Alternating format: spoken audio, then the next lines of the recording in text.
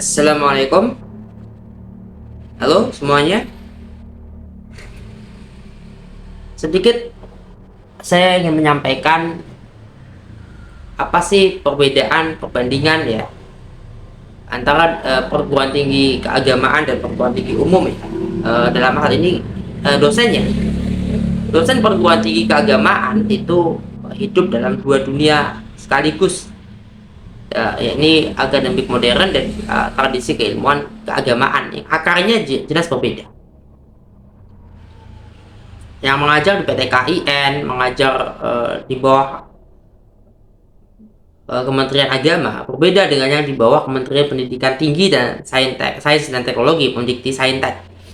Ya, seluruh tata kelola, regulasi, jabatan fungsional, hingga skema pembiayaan riset ya, melewati jalur birokrasi yang jelas berbeda. Ya, dosen PTKIS ya, PTKIN, perguruan tinggi keagamaan negeri yang lain, yang agama-agama lain ya, ada Institut Agama Kristen Negeri, ada Sekolah Tinggi Agama Hindu Negeri, ya, ada agama Buddha juga punya, ada Sekolah Tinggi Agama Buddha, ada Sekolah Tinggi Filsafat ya dari Ankara, Sekolah Tinggi Teologi, ya, Sekolah Tinggi Teologi dan Filsafat dan sebagainya. Itu juga punya regulasi di bawah Kementerian Agama, punya adalah perguruan tinggi di bawah Kementerian Agama ya. Institut Studi Islam Famina ada di bawah Kementerian Agama, bukan di bawah Kementerian Pendidikan Tinggi dan Pendidikan Tinggi Saintek ya. Dikti Saintek itu punya perguruan tinggi lain yang dibawahi oleh Dikti Saintek ya. Universitas Indonesia, Universitas Gajah Mada, Institut Teknologi Bandung, ya, Universitas Pajajaran, Universitas Sumatera Utara dan sebagainya itu yang dibawahi langsung oleh Kemendikti Saintek. Ada PTS di bawah Kemendikti Saintek. Ya, PTS umum ya, Gunadarma, kemudian Esa Unggul, Atmajaya itu PTS umum. Barangkali ada lagi yang lain berbeda. Kurikulumnya juga berbeda. Kurikulum PTKI, perguruan tinggi keagamaan Islam, berbeda dengan kurikulum perguruan tinggi yang non keagamaan. Nah, tupoksinya jelas berbeda. Tupoksi dosennya menjadi berbeda. Secara formal, tridharma perguruan tinggi itu sama, berlaku bagi semua dosen perguruan tinggi, mau itu bidang keilmuan keagamaan maupun bukan dari bidang. Ya, tapi pada bidang teologi, usuluddin, ilmu Al-Quran, ya, kemudian filsafat, tasawuf, itu bukan hanya menguasai metodologi akademik modern, juga harus diharapkan kompetensi normatif keagamaan yang otoritatif. Dosen ilmu Al-Quran itu punya, ya, idealnya juga adalah hafal Al-Quran, maka menghafal Al-Quran, menguasai ilmu qiraat, tajwid, tafsir klasik. Ini standar yang tidak ada pada padanannya di perguruan tinggi umum, nggak ada padanannya. Dosen tasawuf atau mistisisme Islam ya, kerap diharapkan memiliki sangat keilmuan juga, mata rantai transmisi pengetahuan itu diharapkan juga. Perguruan tinggi umum universitas yang tidak keagamaan ya, ya, tupoksi dosanya terstandarisasi prosedural ya, beban SKS, mengajar udah, jumlah publikasi, kegiatan pengabdian ini jelas relatif seragam. Dikti Saintek, mereka di bawah Dikti Saintek, Kementerian Pendidikan Tinggi, Sains dan Teknologi. Ya, punya ininya berbeda ya. Rantai komandonya atau rantai koordinasinya berbeda. Birokrasinya berbeda. Sama harus ke Scopus juga, menerbitkan jurnal Scopus, menerbitkan jurnal Sinta minimal, ya, jurnal internasional, dan itu sama. Tapi regulasi yang birokrasinya berbeda, tata caranya secara teknisnya sudah berbeda, petunjuk teknisnya berbeda, ya, SOP-nya berbeda, masing-masing punya SOP sendiri-sendiri. Kemendikti Saintek punya SOP ini. Kalau Kementerian Agama punya ya, yang berbeda, apa namanya, regulasinya dan sebagainya berkaitan dengan SOP jabatan fungsional.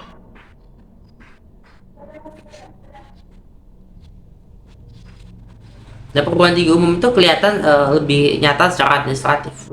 Pada perguruan tinggi keagamaan Islam atau perguruan tinggi keagamaan ya, yang lain Kalau dosennya ASN ya, di perguruan tinggi negeri, keagamaan negeri ya, baik Islam, Kristen dan sebagainya, Hindu, Buddha dan lain-lain, itu karena status ASN tentu mengikuti skema peraturan Menteri Agama dan kebijakan BKN juga sama.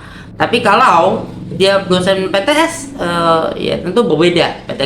PTKIS ya, PTKS itu lebih kompleks lagi. Dosen di sekolah tinggi teologi, sekolah tinggi filsafat ya, atau dosen di perguruan tinggi ya, Institut Studi Islam, Institut Agama Islam yang swasta, ini tentu menghadapi keterbatasan institusional, tunjangannya, japfungnya, ya, dan ini menjadi fakta di lapangan.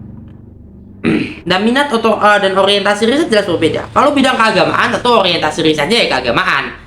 Kalau bidang filsafat dan keagamaan, agama dan filsafat, ya orientasi risetnya agama dan filsafat. Orientasi risetnya ilmu Al-Quran, dia ilmu Al-Quran. Filsafat Islam, ya filsafat Islam. Kalau orientasi risetnya pemikiran, ya pemikiran, ya. Ketika orientasi risetnya dia menjadi ahli etika. Frans Magnus Suseno ahli etika. Riset dia semuanya berkaitan dengan etika, ya. Etika itu sesuatu yang sangat mendalam dan sangat tinggi, sehingga tidak mudah untuk kita bilang udah tahu tentang terkait etika. Kadang-kala kita merasa tahu etika, ternyata kita tidak tahu etika. Ternyata etika begitu banyak dipelajari sampai ada guru besarnya yang memang membidangi etika secara umum. Ya, sejumlah filosof besar yang baik yang masih hidup maupun yang baru-barusan meninggal ya. Jürgen Habermas masih baru kematiannya. Kemudian Frans Magnus Suseno itu kan ya, kemudian sejumlah tokoh-tokoh lain ya, seperti Profesor Din Syamsuddin, ya Profesor Haidar Nasir, itu bidangnya apa? Bidangnya kan lebih ke sosiologi ya. Yudi Latif juga lebih di sosiologi politik, dan mereka juga mempelajari keagamaan ya. Profesor Komarudin Hidayat tuh bidangnya filsafat Islam. Sebagai ahli filsafat, dia adalah juga filosof yang masih hidup ya, filosof Indonesia, filosof Muslim Indonesia yang masih hidup.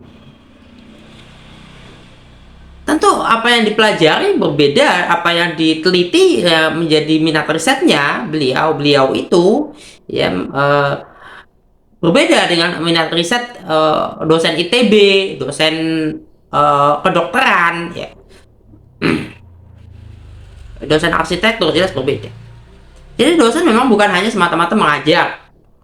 Dosen harus melakukan penelitian, riset.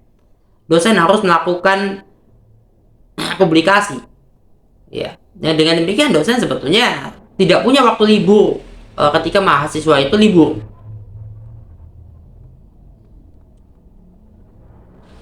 Ya, komunitas akademik ya, iklim akademis di perguruan tinggi keagamaan ya jelas berbeda dengan iklim akademik perguruan tinggi umum. Karena apa? Karena kalau di perguruan tinggi keagamaan, dia itu harus bicara juga dengan otoritas teks. Ada otoritas teks dan kebebasan interpretasi. Ini ketegangan ya, atau satu hal yang perlu diinterkoneksikan, diintegrasikan. Ya, seorang dosen PTKIN itu bisa mengajukan pembacaan ayat-ayat gender. Dosen tasawuf bisa mengeksplorasi dimensi kooperatif dalam mistisisme agama lain. Ya. Ini berbeda. Di perguruan tinggi umum tidak begitu caranya, tidak begitu ya. Bidang ya, minat risetnya tidak seperti itu. Ya, seperti saya punya minat riset di bidang, saya bukan ilmu politik murni dan bukan juga filsafat politik murni, bukan filsafat Islam murni. Saya bicara etika. Ya, saya bicara demokrasi, oke. Saya bicara filsafat Pancasila, itu bidang riset, minat riset, jadi lebih khusus. Yang bukan kemudian ngajar apa saja. Nah, visi misi perguruan tinggi keagamaan jelas mengandung dimensi teologis dan keagamaan. Ini tidak ada di perguruan tinggi umum. Semua perguruan tinggi keagamaan itu punya misi yang berkaitan dengan keagamaannya, entah dengan misi keagamaan, misi dakwahnya, misi gerejanya, misi dan lain-lain.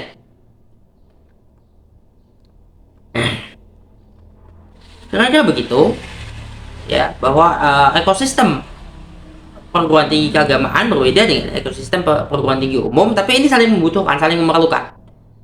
Maka itu dosen perguruan tinggi keagamaan bisa juga mengajar tidak tetap pada perguruan tinggi umum. Saya mengajar tidak hanya di Institut Studi Islam Famina, tapi Institut Studi Islam Famina adalah home base. Rumah saya itu. Universitas asal saya, universitas induk saya adalah ISIF yang ada di Cirebon. Kemudian saya mengajar juga mata kuliah umum, itu mata kuliah umum ya, di Universitas Dian Nusantara Jakarta. Itu mata kuliah umum yang saya ajarkan, yang tidak sifatnya khusus berkaitan dengan studi keislaman.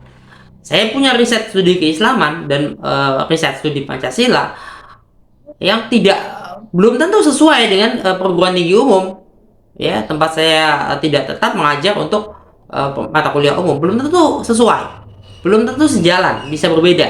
Tapi kalau di perguruan tinggi keagamaan ini sejalan nih. Kita bicara Pancasila dari segi agama-agama, kita bicara ya Pancasila itu dalam lingkup keilmuan, kita bicara ya, agama ya, bukan hanya ibadah ritual, bukan hanya sebagai identitas ya. Kita misalnya bicara politik identitas itu tidak langsung dianggap baik buruk ya, dan tidak semata-mata bicara dan tidak menganggap mudah ya pertanyaan-pertanyaan etika. Pertanyaan-pertanyaan tentang etika, pertanyaan-pertanyaan etis itu sangat sulit, dalam arti bisa ditelaah lebih dalam. Dan ini saling membutuhkan. Perguruan tinggi umum maupun perguruan tinggi keagamaan ini kutubnya memang kelihatan bertentangan, kelihatan berbeda, berlawanan, tapi dua hal ini punya keterkaitan, punya interdependensi satu sama lain, saling membutuhkan. Tidak bisa kita terlalu mengunggulkan ya, mengeluk-elukkan perguruan tinggi keagamaan dibanding perguruan tinggi umum. Perguruan tinggi umum juga tidak bisa mengeluh-elukan dibanding perguruan tinggi keagamaan ya. Seperti itu kira-kira yang bisa saya sampaikan. Mudah-mudahan bisa memberi sedikit pencerahan maupun pengetahuan baru.